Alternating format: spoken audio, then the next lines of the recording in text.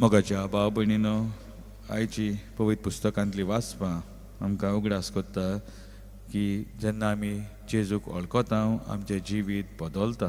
आमी पळयता कशे भाशेन जुवांव जेन्ना स्नान दिता तो जेजूक वळखूंक पावता आनी वळखूंक पावता आनी ताच्या लागून तो मागीर ताचो गोवाय जाता. दुसऱ्यांक ही बरी खबर तो परगोटूंक लागता की हो जावन आसा देवाचो मेंढरो जो संवसाराक सोडवून फावो कोत्तलो. तर आमचे जिवितान आमकांय हेंच कार्य दिलोलें आसा. आमचे बावतिजमा वरवीं आमकां हें कार्य दिल्लें आसा आनी तें आमी फुडें व्हरूंक जाय.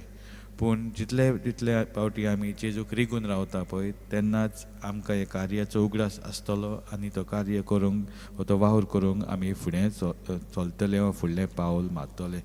आनी ताचेच लागून आमकां पयले वाचपान उगडास कोत्ता की आमी देवाची भुरगीं जाता.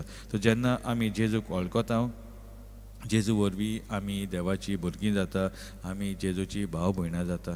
तो देवाचेच आदारान आमचें जिवीत बदलता आनी आमी थिंगाच थांबचे न्हय पूण आमी दुसऱ्यांचें जिवीत बदलूंक आदार दिवंक जाय आनी हेच जुवांव बातिस्त आयच्या शुभ वर्तमानान आमकां उस्कायता. तर हेच आदारान आमचें जिवीत बदलून हेरांचें जिवीत बदलूंक आमकां देवान कृपा दिल्या पुरो म्हूण ह्या मिसांत मागुया.